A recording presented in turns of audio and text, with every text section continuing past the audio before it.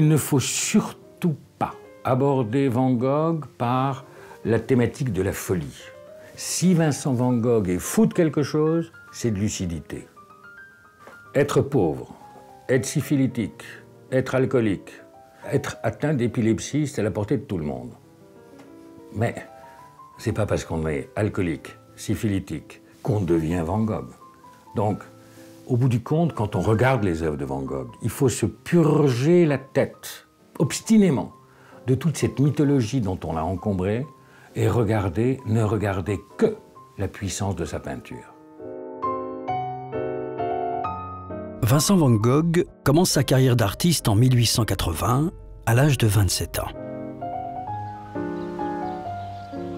Il est l'un des artistes les plus productifs et les plus instruits de sa génération. Il parle couramment l'anglais, le français et connaît la littérature classique.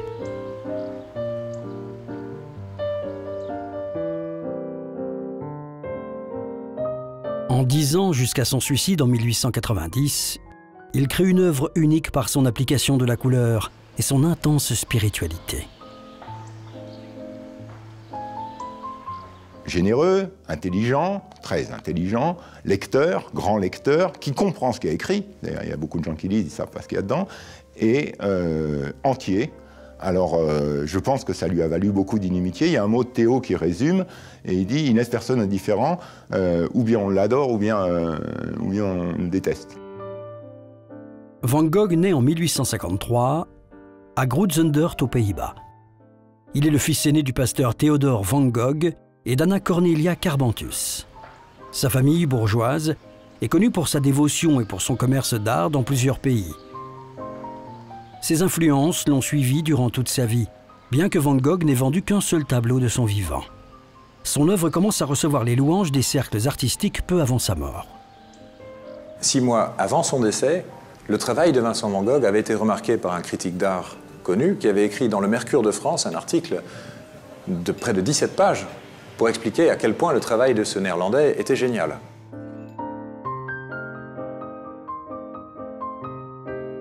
Toute sa famille est dans les arts depuis le début. Et il a des oncles qui sont très grands marchands de tableaux. Lui a travaillé pendant 7 ans pour la plus grande maison d'œuvres d'art du monde, Goupil. Il est muté à La Haye, puis à Londres et enfin à Paris.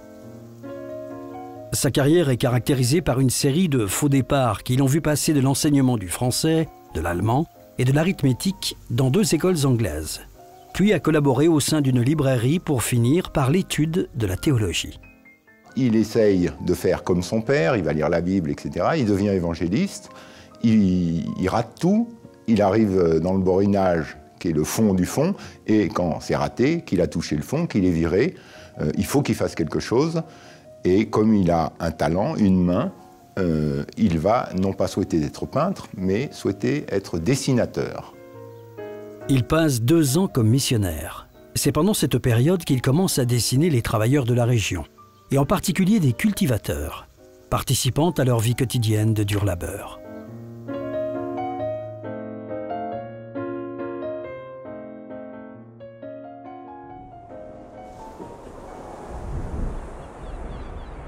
C'est l'un des premiers tableaux de Van Gogh. Ces audacieuses couches de peinture sont caractéristiques de son utilisation de la matière. « Je suis sûr d'avoir un instinct pour la couleur », écrit-il à son frère Théo, « et que la peinture est la chair de ma chair. » Au moment où Vincent Van Gogh se met à peindre, il est dans un état d'esprit relativement désespéré. Il est dans une impasse. Il fait ce choix par dépit. Il a voulu être pasteur, il a échoué dans cette voie, il a voulu être marchand d'art, il a échoué également dans cette voie. Et au final, il déclare à son frère dans une lettre que c'est tout ce qui lui reste, c'est sa poignée de dessinateur. Et donc avec cette poignée de dessinateur, il décide de prendre sa vie à bras-le-corps et de s'engager dans une nouvelle voie où il espère devenir lithographe, illustrateur, dessinateur. Mais ce n'est pas au départ l'appel du grand art qui va caractériser sa carrière telle qu'on la connaîtra par après. Les premières œuvres de Van Gogh entre 1880 et 1885 sont des études au ton profond de vert marron. Elles sont peintes avec maladresse sur des sujets de cultivateurs et de mineurs. L'artiste s'inspire beaucoup de Millet, dont il admire l'idéalisation du pauvre paysan. Quand il va voir, aussi à cause du grand succès financier des ventes des Millet, et de l'émotion pour les paysans, il va être disciple de Millet, hein, qui considère comme le père. Mais il y en a deux qui sont à ses yeux inaltérables comme le soleil, c'est Millet et Corot. Vincent écrit à Théo, « Le portrait nous touche plus directement et plus personnellement que les prés et les nuages. » Lorsqu'il se retrouve dans le Borinage, qui est une région minière du sud des Pays-Bas, il est effrayé par la situation des mineurs et de leurs familles. Et donc, il va commencer à dessiner tout simplement pour rendre compte de la situation effroyable dans laquelle sont ces hommes et ces femmes.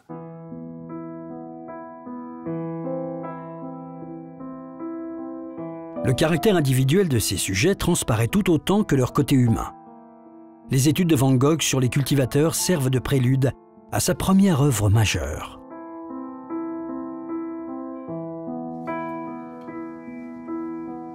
Van Gogh travaille sur cette toile en avril 1885, produisant plusieurs essais en préparation de la grande toile finale à l'huile. C'est sa première composition. Elle a un peu de tenue, mais comme il a beaucoup travaillé, elle est très sombre, difficile à percevoir, mais quand on a vu, on n'oublie pas. Il écrit à Théo, « J'ai essayé de montrer que ces gens qui mangent leurs pommes de terre à la lumière d'une lampe ont creusé la terre avec ces mêmes mains qui les mettent dans le plat. » Un tableau doit dire une chose et doit la dire bien. Et Vincent a atteint son premier objectif, il procède toujours par étapes, qui est être peintre des paysans. Il se lie très facilement à des gens qui, comme lui, souffrent.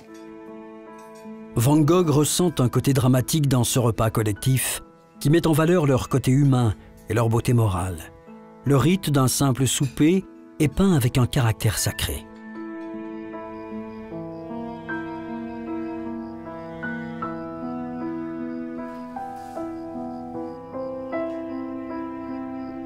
L'utilisation du noir est un sujet de discorde entre Théo et Vincent.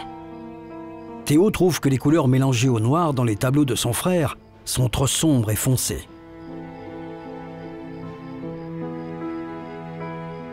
Vincent rappelle à Théo que les maîtres du XVIIe siècle utilisaient beaucoup de noir.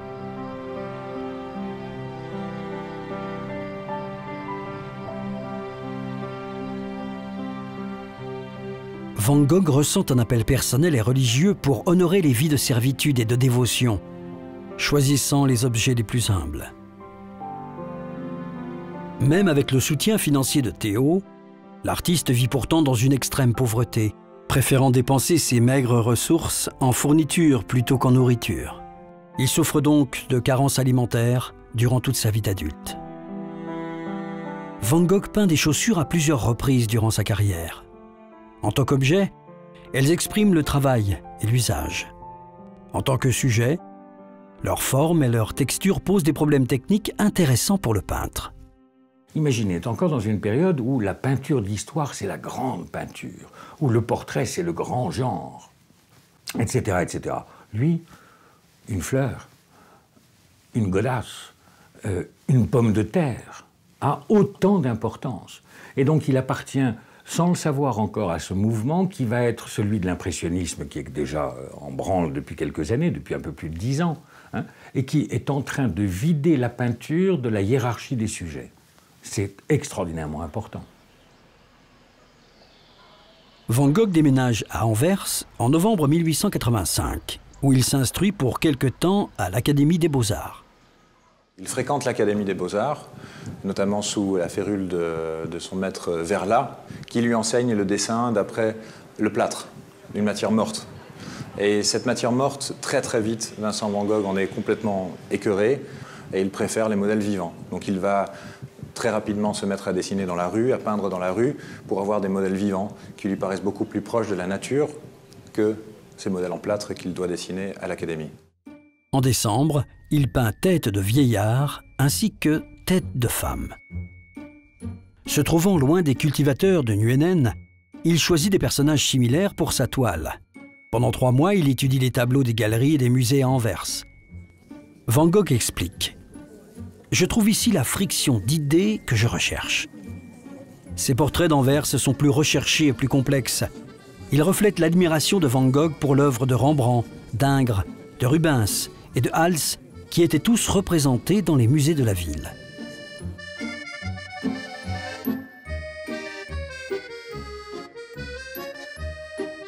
En mars 1886, l'année de son autoportrait, Vincent rejoint son frère Théo dans un petit appartement du quartier Montmartre à Paris.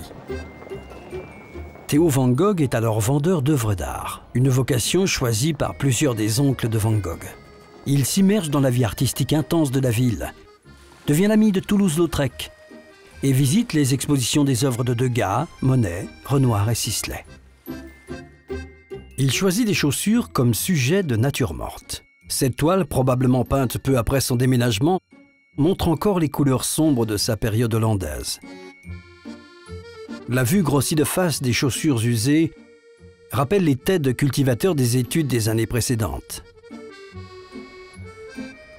Quand Van Gogh découvre l'impressionnisme et le post-impressionnisme, avec des artistes comme Gauguin, il change alors de manière évidente ses tonalités de couleurs et son utilisation du pinceau.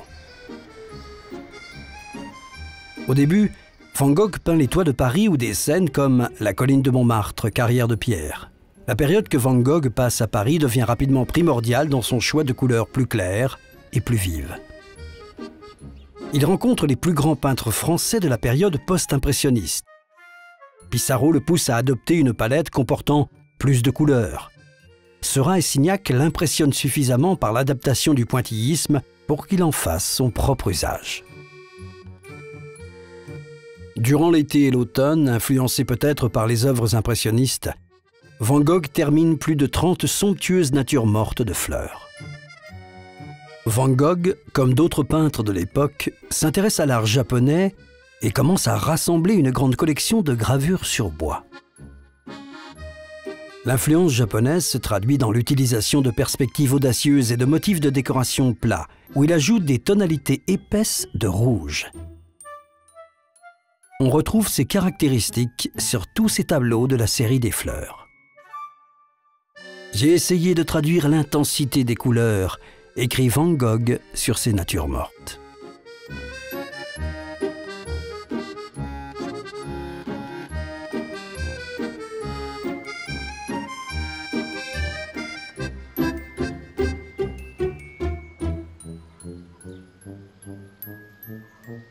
Van Gogh est un lecteur avide. D'après ses lettres et ses toiles, nous savons qu'il lisait Shakespeare, Hugo, Zola et Maupassant. Comme dans le tableau « Roman parisien », le livre est un sujet permanent dans son œuvre. Van Gogh utilise cette habitude de recouvrir les romans français avec des couvertures en papier jaune pour créer une de ses toiles aux couleurs les plus vibrantes des années à Paris. Le jaune vif annonce ici 2 des célèbres tableaux sur les tournesols peints en Arles l'année suivante.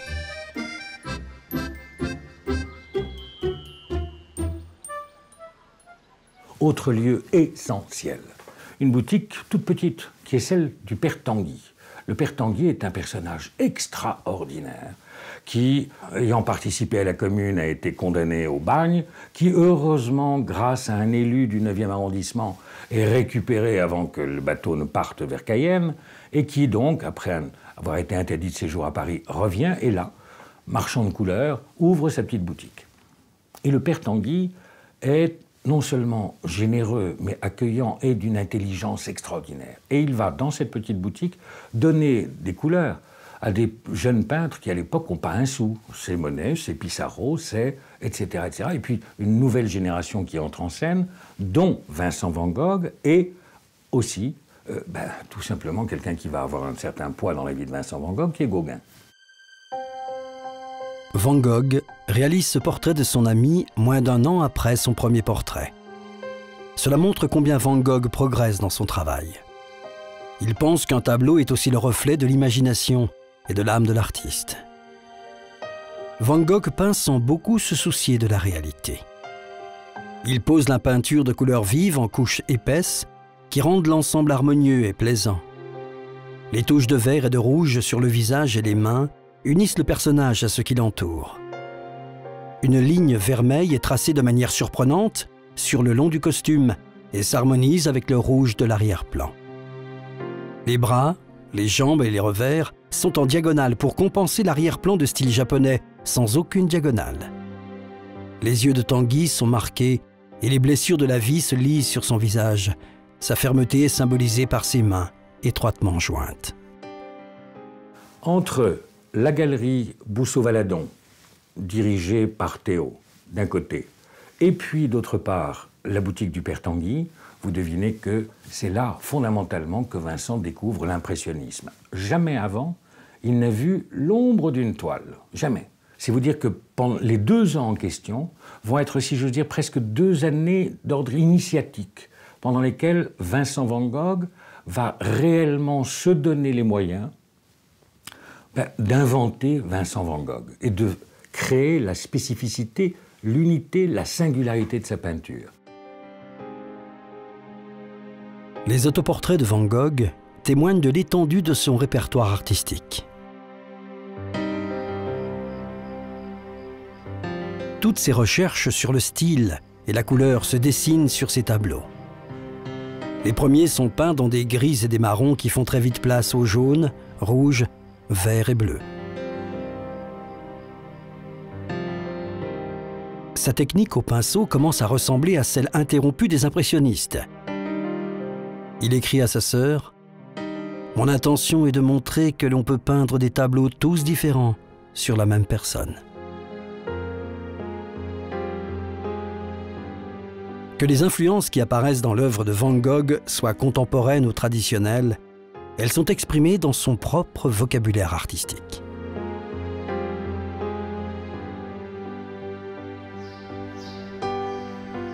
Cette toile est une œuvre dans la plus pure tradition impressionniste. Van Gogh peint les piétons en violet et le trottoir en vert. Sa technique au pinceau, moins rigide, donne une impression de rapidité. Dans les paysages de cette époque, Van Gogh explore l'utilisation de la perspective pour organiser la peinture de paysage. Les jardins plats près de Montmartre offrent une large vue et de nouveaux défis à l'artiste. Il les dessine plusieurs fois d'une manière très réussie. Dans ce tableau, il juxtapose des nuances complémentaires de jaune et de violet, de bleu et d'orange, de vert et de rouge, appliquant ainsi le principe qu'une couleur apparaît plus intense quand elle a à ses côtés son complément. Il fait aussi vibrer les couleurs en combinant la technique au pinceau souple des impressionnistes avec la régularité du pointillisme.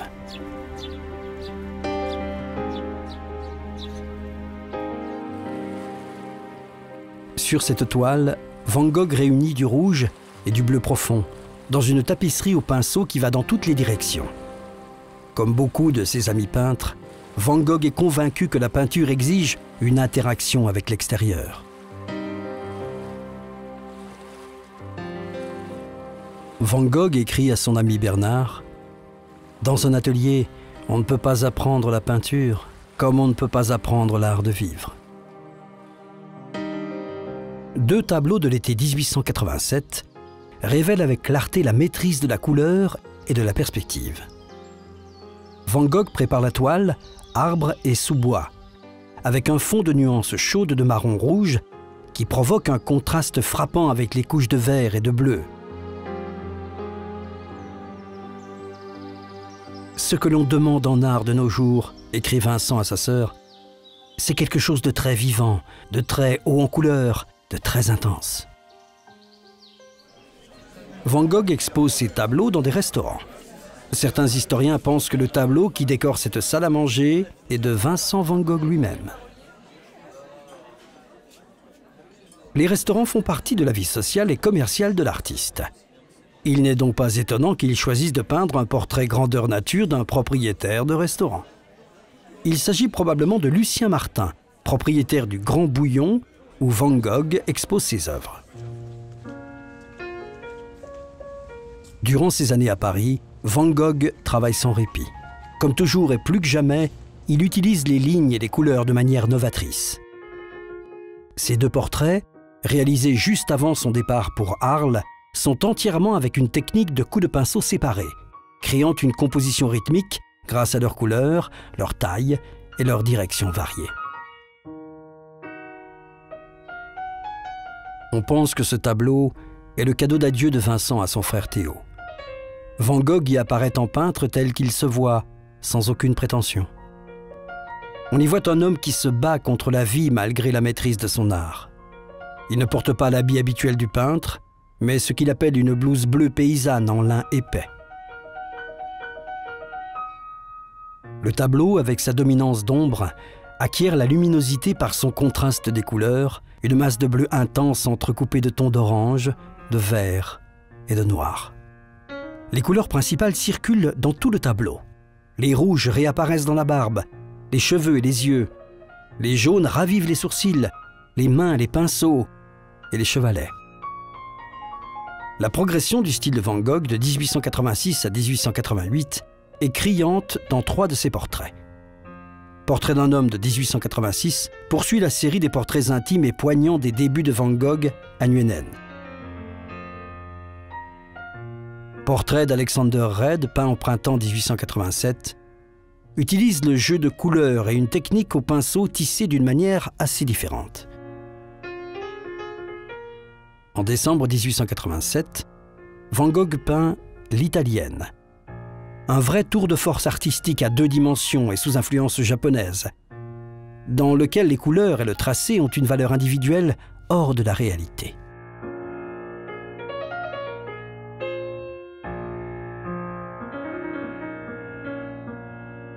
Cézanne le fascine parce qu'il y a une intensité de la lumière chez Cézanne encore démultipliée par rapport à ce qu'il a pu voir chez d'autres peintres.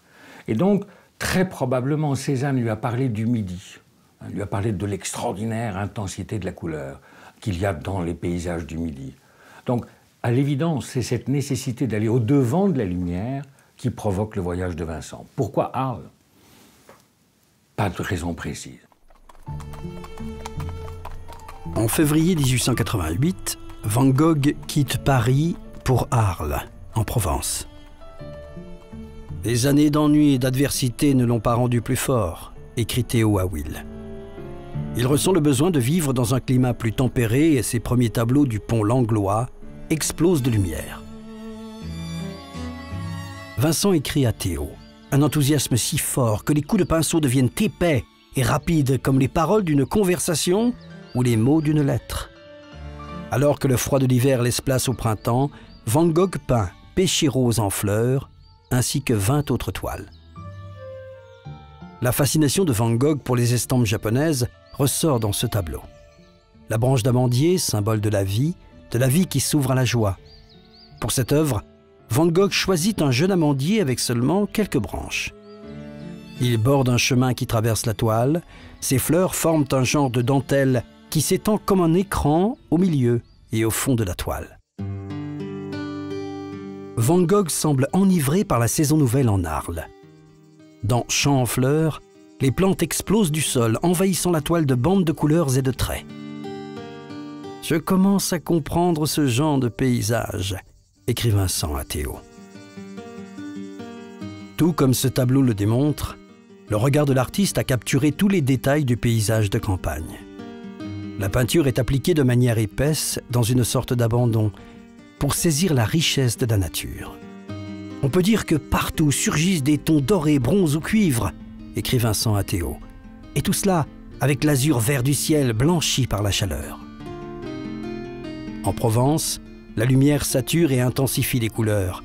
C'est le résultat du Mistral qui allonge les nuages en les transformant en voiles transparents qui reflètent la lumière du soleil dans toutes les directions. L'enthousiasme de Van Gogh pour ces nouveaux paysages transparaît dans les portraits qu'il commence en juin avec des couleurs audacieuses et une interprétation directe. Le modèle pour le zouave est un jeune soldat de l'armée franco-algérienne. En France, son pays, il demeure pourtant étranger et symbolise l'exotisme. Van Gogh choisit des gens ordinaires pour modèles. Il les considère d'une façon directe et classique, et dessinent leurs portraits avec honnêteté et profondeur.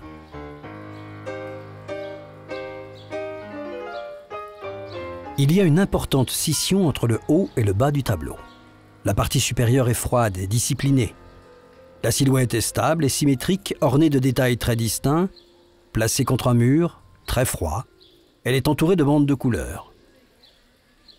Le pantalon vermeil sans forme domine la partie inférieure du tableau. Situé au-dessus du sol rougeâtre, rendu instable par les carreaux et leur espacement, la longueur du pantalon nous donne une perspective d'un premier plan qui fuit vers la veste et le mur du fond. Van Gogh peint une jeune fille d'Arles. Je veux peindre les hommes et les femmes comme l'éternité dont le halo en est le symbole, que nous essayons d'exprimer par la brillance et la vibration des couleurs, écrit-il à Théo. Ah, le portrait qui détient les pensées et l'âme du modèle. Van Gogh n'a jamais perdu son enthousiasme pour les portraits de cultivateurs comme Patience Escalier. L'intensité de la lumière contraste avec le côté sombre de l'arrière-plan. L'espoir n'est qu'une étoile, l'enthousiasme de l'âme par la luminosité du soleil couchant, écrit-il. Là se trouve le but du portrait. Il suggère à Théo d'exposer ses nouveaux portraits aux côtés de ceux plus conventionnels afin que le côté ensoleillé, bronzé et balayé par l'air soit accentué par toute cette élégance de visage poudré. Vers la mi-juin, Vincent passe plusieurs jours dans une petite ville de la côte, les Saintes-Maries de la Mer. « La Méditerranée a la couleur du maquereau, dit-il à Théo. Tu ne sais pas toujours si c'est vert ou violet, tu ne peux même pas dire que c'est bleu. » L'artiste empile littéralement la peinture blanche sur les vagues, ses chouans et les nuages flottants. Van Gogh termine rapidement 3 superbes marines. Ce tableau est remarquable pour ses bateaux aux couleurs vives, avec leurs mâts entrelacés, ainsi que la mer et le ciel un jour de grisaille. Van Gogh est extrêmement sensible à la couleur, et grâce à elle, il s'est exprimé avec éloquence et sentiment. Il écrit à Théo. Un soir, je suis allé me promener le long de la mer sur la plage déserte.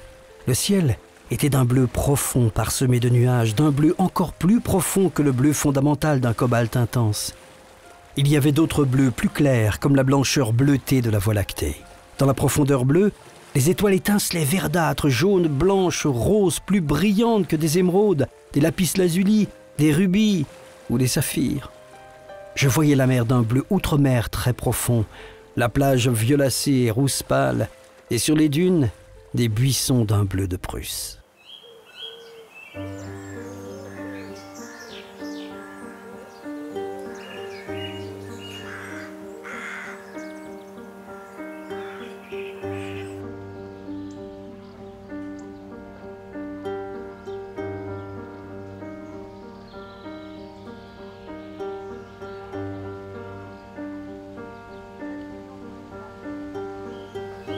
Ce tableau ressemble probablement à la scène que Van Gogh a observée. Il la représente avec des contrastes étincelants de couleurs pures.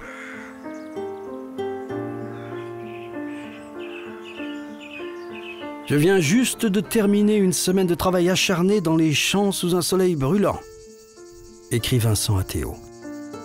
Les tableaux tels que Meules en Provence sont une représentation vibrante et charmante de la France rurale, avec sa paille jaune et son ciel pâle. L'utilisation de la couleur et de la texture est particulièrement riche dans ce tableau. Les tons brillants au premier plan font place à des bandes horizontales de couleurs plus douces, mais de forte intensité. Vincent écrit à Théo. À présent, ma palette possède de nombreuses couleurs telles que bleu ciel, orange, rose, vermeil, jaune vif, vert vif, bordeaux, violet. Même en intensifiant toutes les couleurs, on arrive encore au calme et à l'harmonie.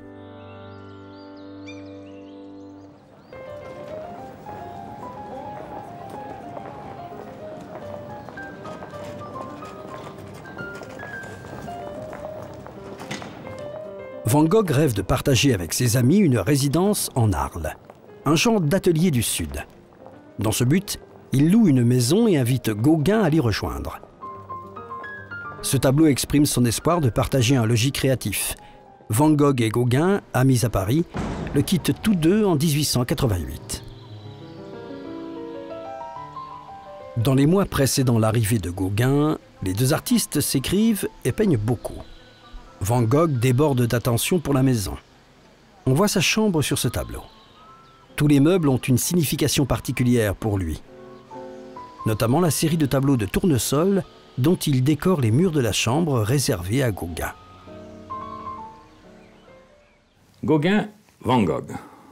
Gauguin est l'héritier, tout simplement, de deux gars qui préconisent, dans le mouvement impressionniste, une peinture qui se fait dans l'atelier, qui se fait de mémoire. Vincent, lui, quand il arrive à Paris et qu'il découvre toutes les peintures, encore une fois, de Monet, de Sisley, de Pissarro, etc., découvre une peinture qui est peinte en plein air. Et lui, il est justement tenant de ce plein air. C'est vous dire qu'entre l'un, partisan de l'atelier, l'autre, partisan du plein air, les rapports vont être difficiles. On constate l'importance de simples pots ou d'un arrangement quelconque de matériel. Les tournesols eux-mêmes, avec leurs couleurs or brillant et leurs pétales désordonnés, sont un symbole parfait de la Provence. Dans de nombreuses lettres, Vincent parle avec exaltation de la richesse de la couleur qu'il voit dans les tournesols et de son désir de les peindre rapidement avant qu'ils ne se fanent. Gauguin vient et Vincent a accroché ses 12 et ses 14 tournesols dans la chambre de Gauguin. Gauguin est assez sidéré et il se brouille. Vincent se coupe l'oreille. Gauguin s'en va. 15 jours après, Gauguin lui demande vos tournesols sur fond jaune, les 14 tournesols d'Amsterdam. Et Vincent lui dit, après ce qui s'est passé entre nous, vous ne les aurez pas, mais je veux bien peindre une copie pour vous. Et il peint un tableau extraordinaire, le meilleur de la série, qui est la toile de Londres. Un bouquet, hein, mais un bouquet, c'est des fleurs de Vincent, c'est à tomber par terre.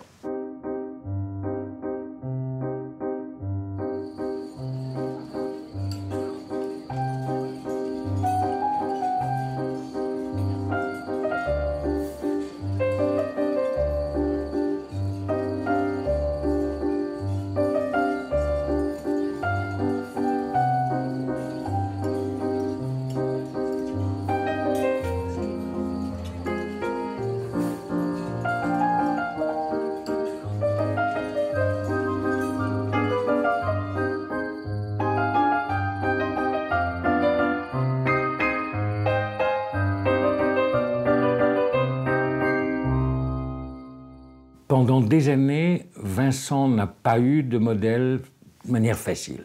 Et tout à coup, enfin en Arles, il y a un certain facteur Roulin, on appelle facteur, mais pas par erreur en l'occurrence, il est tout simplement chargé de s'occuper des paquets qui arrivent à la gare et de les redistribuer. Donc il n'est pas véritablement facteur, mais qu'importe. Et sa famille va être pour Vincent une sorte de famille adoptive pendant son séjour en Arles. Et tous les membres de la famille, le facteur, sa femme, les enfants, et Dieu sait qu'il y en a, vont tous être les modèles de Vincent. Augustine Roulin, la mère de la famille, vient juste de donner naissance à une petite fille. Elle pose pour Van Gogh qui écrit « Si j'avais la force de continuer, j'aurais peint des portraits de saints et de saintes qui auraient l'air d'appartenir à une autre époque. Elles seraient les femmes bourgeoises d'aujourd'hui. » Avec son modeste mais solide emploi, Joseph Roulin élève une famille de 5 enfants qui servent tous de modèle à Van Gogh. Il réalise 23 portraits. Les portraits des fils Roulin, Armand et Camille, montrent des études intéressantes de la jeunesse et de l'enfance. Van Gogh représente les garçons de manière individuelle, leur expression est pensive et sérieuse. Il peint 5 portraits d'Augustine, l'épouse du facteur, 3 portraits du bébé, Marcel, et les portraits d'Armand et de Camille. Van Gogh exécute une série de portraits de Madame Ginoux, l'épouse du propriétaire du café qu'il fréquente avec Gauguin à Arles. Elle pose en grande concentration sur ses livres. Les formes plates de la toile reflètent l'influence de l'art japonais dans la technique de Van Gogh.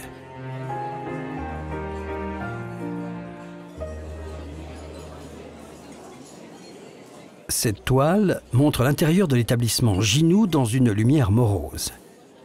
Le café où l'artiste prend ses repas, boit et fume représente cet endroit où, comme il l'explique à Théo, les gens errant dans la nuit venaient se réfugier quand ils n'avaient pas assez d'argent pour se loger ou quand ils ne voulaient pas dépenser.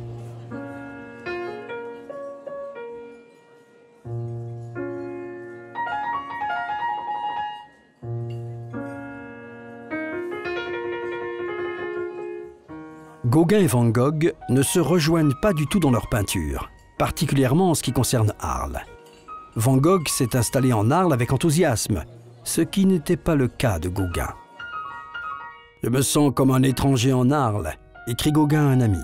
« C'est si insignifiant et si misérable, la région comme les gens. » Déçu par la remise en question de son atelier et le départ imminent de Gauguin, Van Gogh se coupe le lobe de l'oreille le 23 décembre.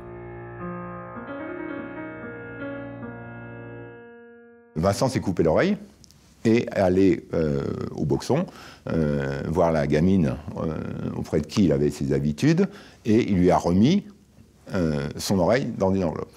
Il est complètement saoul. Évidemment, il n'est pas très fier d'avoir de s'être coupé l'oreille, d'avoir fait descendre Théo, qui est venu de Paris. Que va faire Vincent? Il va lui dire ça va. Alors il se peint, il fait froid avec son manteau. Il met derrière quoi, une estampe japonaise, et donc il montre à Théo que ça va, et que bon, et après il lui dit « Je te prie d'oublier cet incident ou pas cet incident de manière délibérée. » Donc on n'en parle plus, c'est réglé.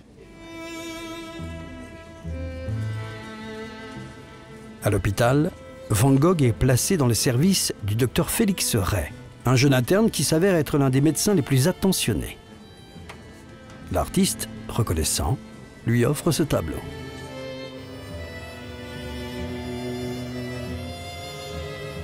Van Gogh se remet de sa blessure. Mais en février 1889, un grave accès de paranoïa l'oblige à une longue hospitalisation.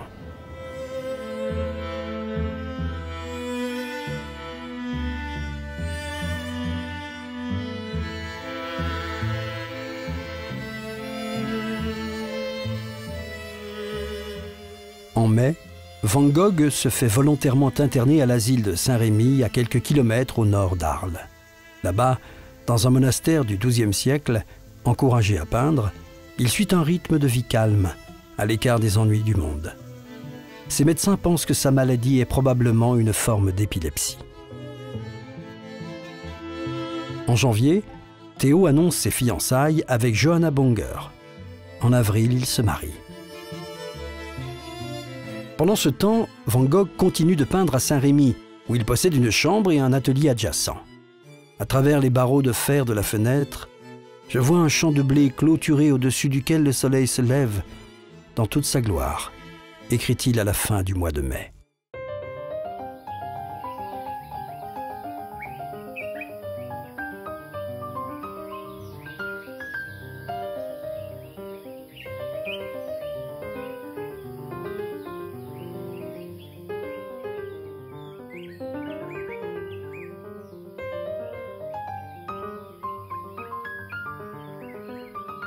La scène derrière les murs attire de plus en plus l'artiste. Dans Champ de coquelicots, il semble que Van Gogh commence à introduire le paysage provençal en dehors de l'asile. Ce paysage resplendit de plantes vibrantes. Des iris violets sont mis en évidence par des tons orange, amenés subtilement par du calendula, un sol rude et les calices dorés. Bien que les couleurs soient captivantes, le centre d'intérêt de l'artiste repose sur les formes circulaires. Ce tableau, avec son explosion de feuillage orange, n'affrontant pas le ciel indigo, montre la fascination de Van Gogh pour la végétation éparse du sud de la France.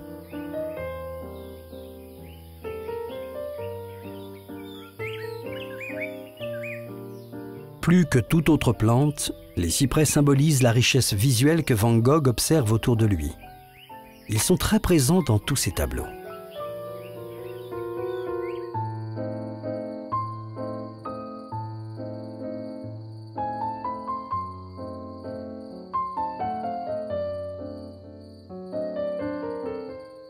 Cette toile place la petite ville au-delà du ciel, dans l'univers. Les coups de pinceau de Van Gogh sont rythmés et calculés, conduisant ainsi le regard à travers la toile. Sa technique, audacieuse, motivée et riche en pigments, brave les risques jusqu'à la témérité. C'est comment rendre cette chose, comment rendre le mouvement des étoiles. Et tous les gens qui ont étudié ces nuits étoilées sont complètement sidérés par la justesse des choses. Et une des vues de nuit qu'il a peintes à Auvers-sur-Oise a été datée parce que la position des astres est juste et finie, au jour près. À l'asile de Saint-Rémy, Van Gogh a des difficultés pour trouver les modèles de ses portraits. Il lui reste donc les autoportraits. Il fait le portrait d'autres patients, observant alors que beaucoup d'entre eux n'avaient pas l'air fous du tout. Il écrit « Je travaille sur un portrait d'un des patients. Il est curieux de constater qu'après s'être habitué à eux, on ne les voit plus comme des fous. »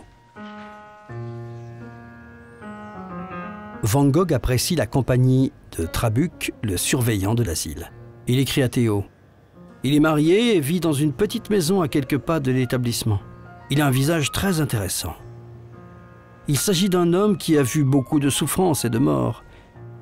Il y a une sorte de calme contemplatif dans son visage.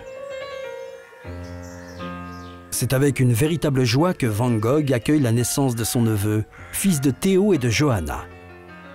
Il écrit à sa mère. « J'ai commencé tout de suite à peindre un tableau pour lui, pour qu'il le mette dans sa chambre. » En mars 1890, Van Gogh expose 10 tableaux au 6e salon des Indépendants à Paris. Théo lui écrit. « Monet affirme que tes tableaux étaient les meilleurs de toute l'exposition. Malheureusement, cette bonne réputation dans le monde de l'art arrive trop tard. » Van Gogh tombe à nouveau dans la maladie dont il souffrait à Saint-Rémy, ce qui l'empêche de peindre pendant des périodes de plusieurs semaines. À la merci d'une rechute, il décide de se rapprocher de ses racines et rentre à Paris.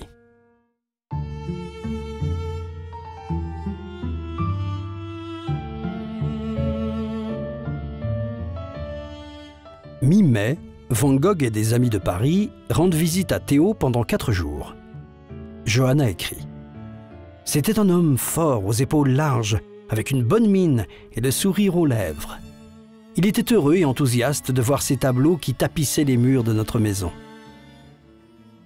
Quand Vincent arrive à Auvers, il est, au bout du compte, assez serein. Il n'y a plus de crise grave depuis quelques mois déjà, et donc il a pu sortir de l'hospice de Saint-Paul-de-Moselle, à côté de Saint-Rémy-de-Provence donc, et repasser par Paris. Il y reste très peu de temps, 2 jours, avant d'arriver à Auvers. Là, le docteur Gachet est censé s'occuper de lui.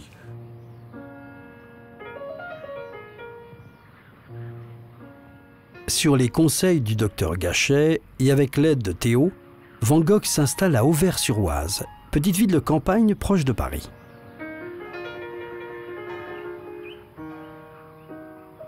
Les allées et les maisons du village représentent des sujets familiers pour Van Gogh depuis son enfance en Hollande. C'est une ville aimée des peintres, particulièrement à cause de la présence du docteur Gachet, un médecin homéopathe qui soigne aussi Cézanne et Camille Pissarro. Van Gogh se lie tout de suite d'amitié avec le docteur Gachet. « J'ai trouvé un ami parfait en la personne du docteur Gachet. » Il écrit à Théo qu'il réalise le portrait du docteur Gachet avec son expression fatiguée. Les tons riches de bleu passant de profond à clair servent à souligner la pâleur du visage. Il reste copain 3 semaines, mais après, il y a une rupture de fond et Vincent ne veut plus voir ce monsieur qui lui a fermé sa porte. Alors il y a peut-être une histoire aussi avec une des filles qui habitait chez Gachet, et c'est sans doute la raison. Cette toile fait partie de plusieurs tableaux d'enfants à Auvers. Van Gogh pense que les enfants de la région sont, ainsi qu'il l'explique à Théo, resplendissants de santé et de solidité campagnarde. Ce tableau évoque certainement ce sentiment. La représentation des champs dans les portraits d'Auvers s'oppose au large mur de ses œuvres réalisées en Arles. Paysanne dans un champ de blé prête autant d'attention aux mains, marquées par le dur labeur du modèle, qu'à l'expression sérieuse de son visage.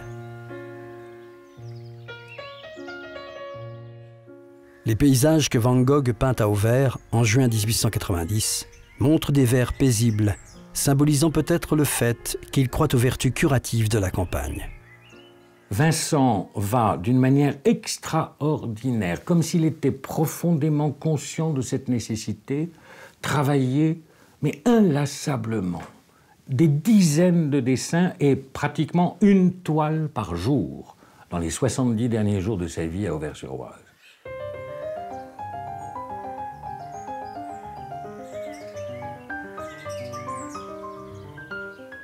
Cette toile montre un paysage sage, une sorte d'asile. Les verts et les bleus dominent dans cette scène rurale, dont l'artiste devient familier.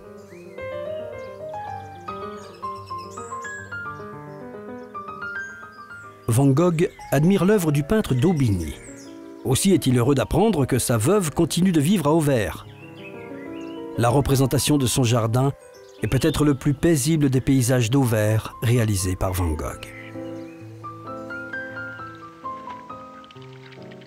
Van Gogh peint constamment des paysages, des portraits des habitants d'Auvers. La fin du printemps et le début de l'été passé là-bas représentent les périodes les plus harmonieuses de sa carrière.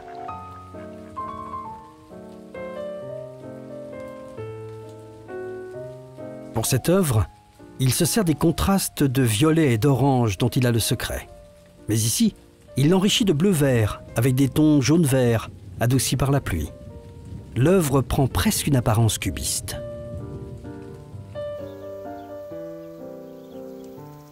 Vincent informe Théo qu'il peint de vastes champs de blé sous un ciel troublé.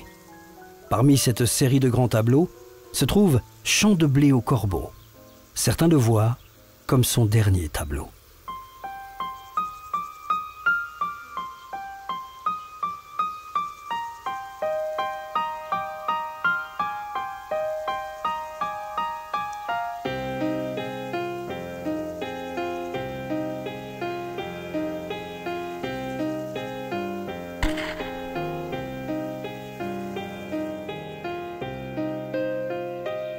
La décision du suicide de Van Gogh et ses raisons ne sont pas très claires. On sait juste que le 27 juillet, dans les champs d'Auvers, Van Gogh s'est tiré une balle dans la poitrine et s'est ensuite traîné jusqu'à sa chambre. Le docteur Gachet est appelé, ainsi que Théo. Malheureusement, Vincent est dans des conditions financières difficiles et surtout, il sait qu'il est Vincent. Il sait qu'il est en train de flanquer un coup de balai dans la peinture. Et quand ça ne marche pas, il a une bonne opinion de lui-même. Quand ça ne marche pas, on comprend pourquoi aussi ça pousse au suicide.